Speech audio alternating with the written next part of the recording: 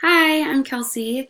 This is the introduction to All Hands In um, in brainstorming for a quality management program to implement.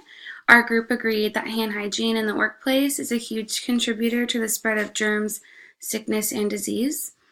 Our process of creating a quality management program included 4 steps: identifying the issue, determining the root cause, and analyzing it, creating a hypothesis of how to address the problem, and finally trialing the solution within our hypothesis and measuring the outcome to see if we were correct. So our plan had 4 steps. The first one was identifying the issue. That was, what are the main problems within hand hygiene and how does this issue manifest in each of our workplaces? Determining the root cause was looking at what's causing hand hygiene to fail and what is contributing to people not understanding what hand hygiene is or not following through with it. Our hypothesis, we wanted to determine the best way to address the root issue and predict how that our hypothesis will change our problem that we identified. In trialing our hypothesis, we used it as the basis of change, implementing change within the structure and measuring the changes to see if we were successful. At the end of the study, we were hopeful to prove that hand hygiene can improve through better processes. Hello everyone, my name is Harleen Candola and I'll be talking about the problems and issues that arise with improper hand hygiene. So not only is hand hygiene a significant part of our personal health, it also helps support prevention of germs and further spreading of diseases. A major problem that is contributed with poor hand hygiene is the lack of promotion of proper hand hygiene methods. According to the Centers for Disease Control, healthcare providers clean their hands less than half of the times that they should. With poor hand hygiene comes health issues like the flu, diarrheal and respiratory illnesses, and other diseases. The lack of information available for healthy hygiene habits is a major part of the start to this problem. To prevent poor hand hygiene, the CDC is a great guide that provides a step-by-step effectiveness process towards proper hygiene. Another problem that is seen is that the accessibility to hand hygiene tools is not always readily available. We need to promote these tools to be installed in areas of needs because clean hands can save lives. Other problems that are inherited because of improper hand hygiene is because of mistakes and defects. There are many missed opportunities when there are defects in hand hygiene products, such as broken hand gel machines. Most germs that cause serious infections in healthcare are spread by people's actions. Hand hygiene is a great way to prevent infections. However, studies show that on average, healthcare providers clean their hands less than half of the times that they should, as stated before. This contributes to the spread of healthcare-associated infections that affect 1 in 25 hospital patients on any given day.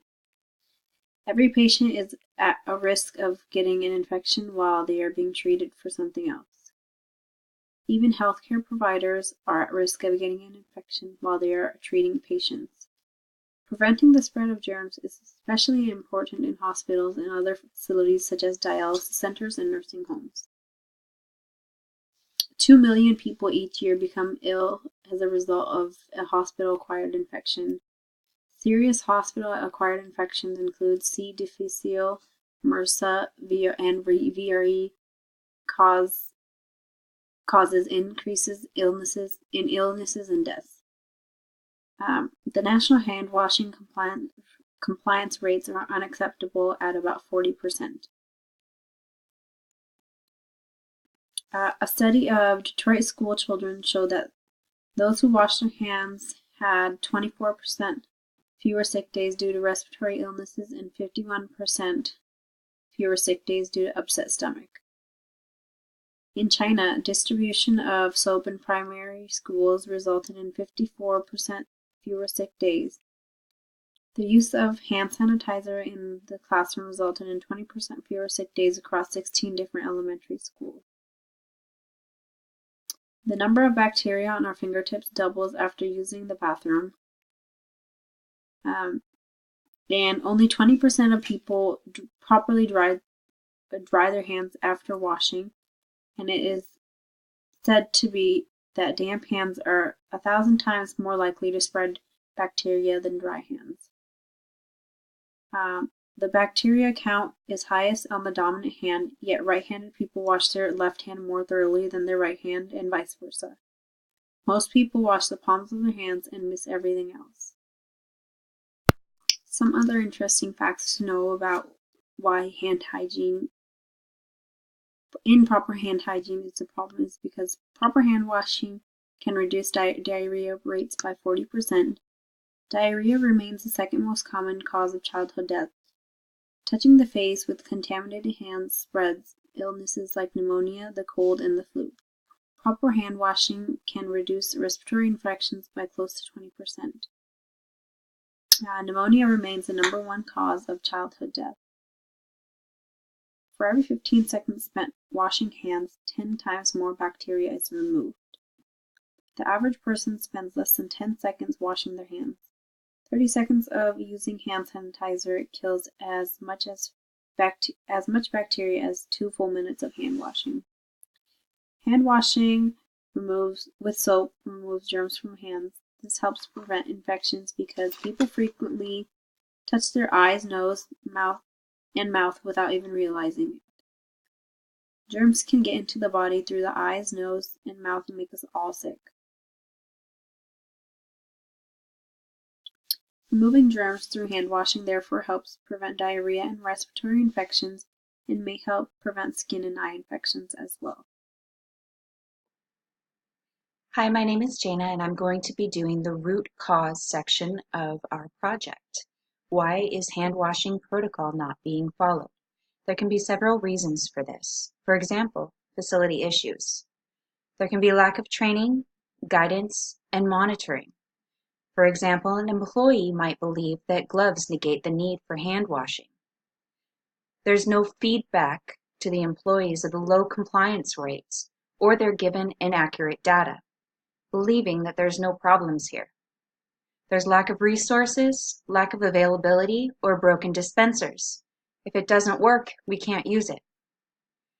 Ineffective placements of dispensers or sinks. If there isn't a sink in a bathroom or in a patient room, it's hard to remember to wash our hands. Safety culture does not stress hand hygiene. If we don't have posters placed everywhere reminding employees to wash their hands or use hand sanitizer, they might not remember to do so. Acceptable reasoning, for example, can be responding to an urgent or emergency situation.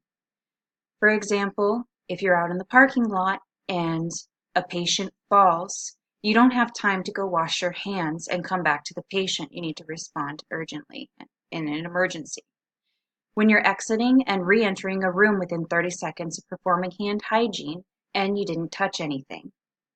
When touching a patient while helping them ambulate at room entry or exit, or when carrying an item into a room and then hand hygiene can be done immediately after putting the item down.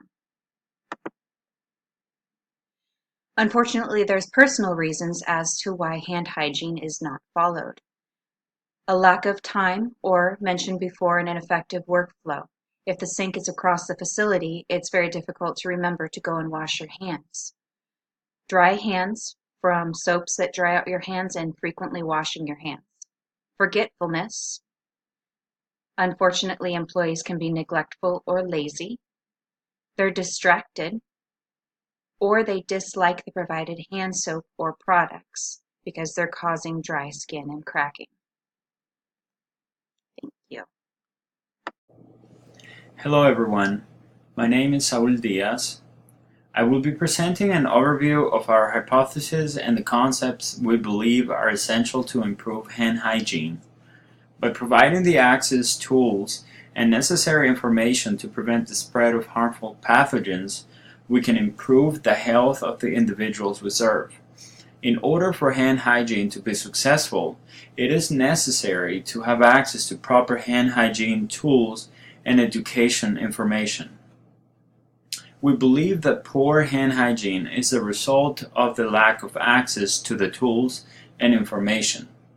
In order to determine concrete ways to improve the access to hand hygiene and the proper hand wash techniques that should be used, we will promote education and information to remind people about the importance of hand hygiene. We will make emphasis on the consequences that arise from poor hand hygiene. Our goal is to measure the impact that hand hygiene promotion can make among individuals. Our hypothesis states that for hand hygiene to be successful, there needs to be access to proper hand hygiene tools and information. Practicing hand hygiene is a simple yet effective way to prevent infections. It is now regarded as one of the most important element infection control activities. Our hypothesis focuses on hand hygiene promotion, which can lead to proper hand washing techniques and awareness. The first step is to provide a convenient and easy access for individuals to be part of this process. Providing easy hand hygiene access to individuals will directly improve the rate of hand hygiene practices due to the exposure they will receive.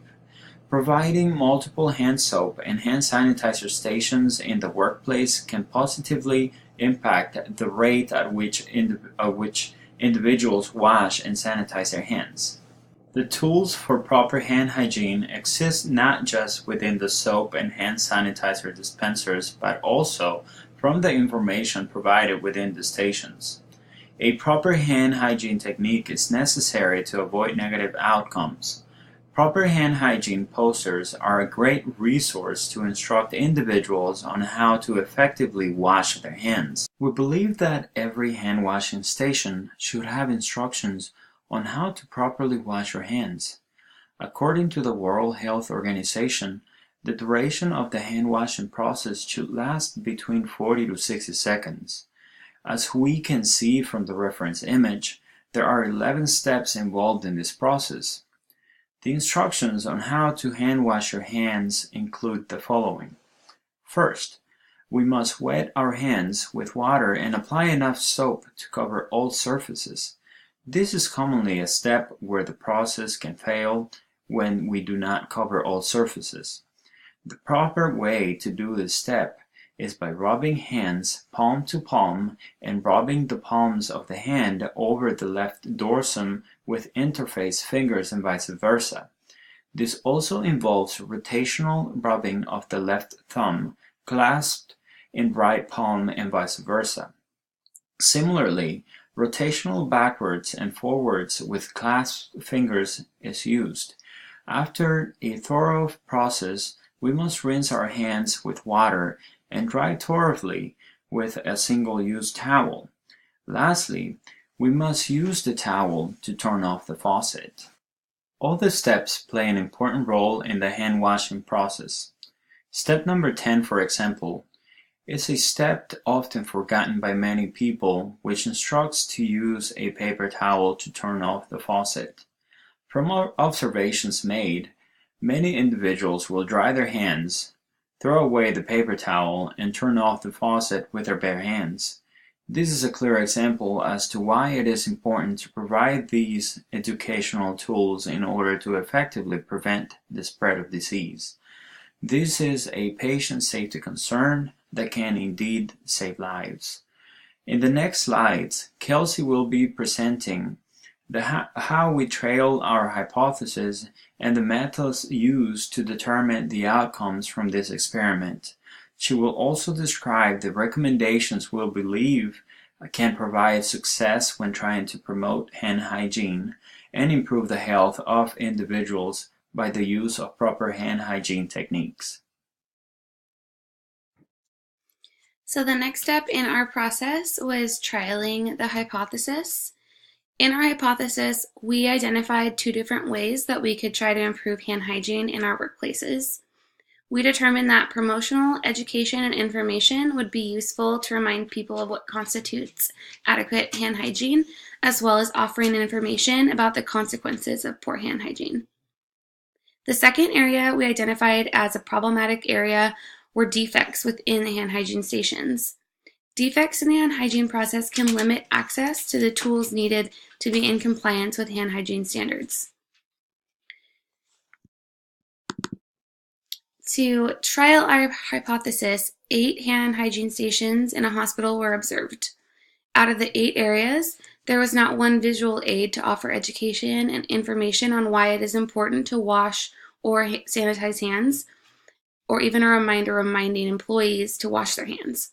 While all employees are required to adhere to the standards of the hospital hand hygiene protocol, reminders and visual aids are helpful in alerting staff to the importance of washing and sanitizing their hands.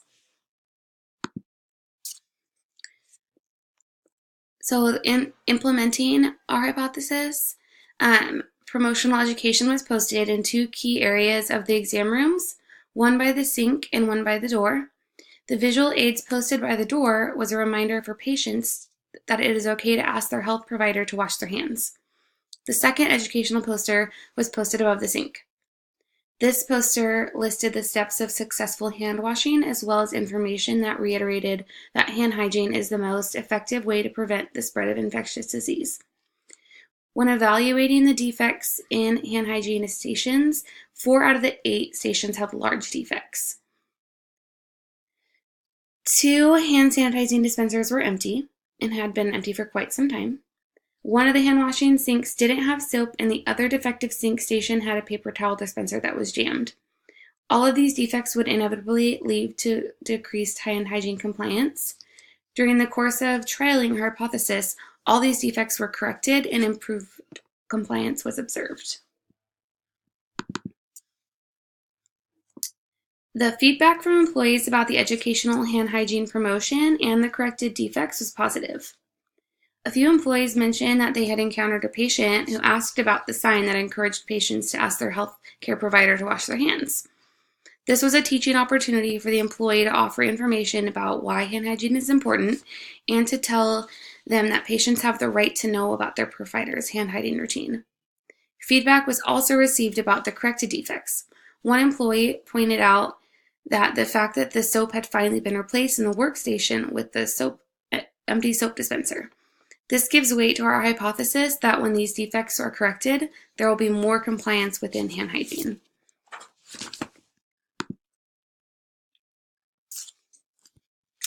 When observing our hypothesis trial and assessing the effects of it, we decided to evaluate the outcome, and we concluded that our efforts did improve hand hygiene in the workplace. While we cannot offer quantifiable data to support this, the improvements were observable enough to support our hypothesis. The outcome of this trial exposed the defects that contribute to poor hand hygiene, and the promotional education became a talking point among employees and also between patients and providers. While hand hygiene may never be an element in our workplace that employees are in 100% compliance, we can make every effort to eliminate the obstacles preventing hand hygiene, as well as offering education and information to promote it.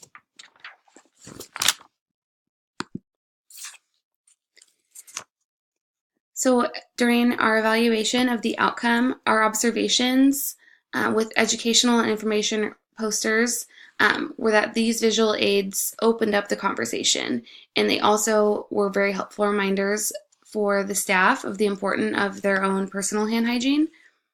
The defects in the hand hygiene process were observed in multiple areas, making hand hygiene compliance pretty impossible. And when they were corrected, we observed that it was more accessible to be in compliance, and that it improved as we observed employees utilizing all of the stations that had corrected defects.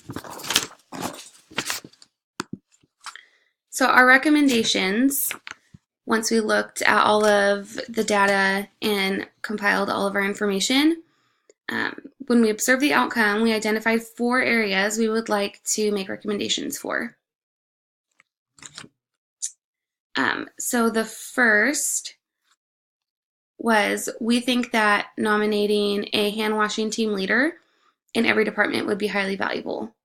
We think that this individual will be able to take responsibility for the education and information about hand hygiene, as well as provide accountability in the department. The second one was we think that routinely changing the educational posters would be very helpful. If the posters were there all the time, they might become just another part of the scenery of the room, and they may no longer serve their purpose. This would be a job that the hand washing team leader could do, or they could delegate to another employee. So our third recommendation would be to incorporate hand washing activities like quarterly and more often around flu time to engage employees in proper hand hygiene washing techniques. Our idea would be to use maybe a black light on the rooms to expose how many germs do get transferred from surfaces, and highlighting how hand hygiene is the #1 combatant to spread infectious diseases. Sometimes having a visual aid like that is very effective in staff. Lastly, our fourth recommendation would be to revise the morning and evening checklists and add that their employees are required to observe the hand hygiene stations for defects.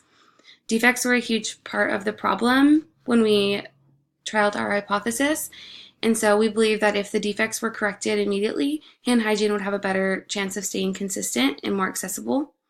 We believe that these recommendations were implemented, hand hygiene would improve in all of our workplaces.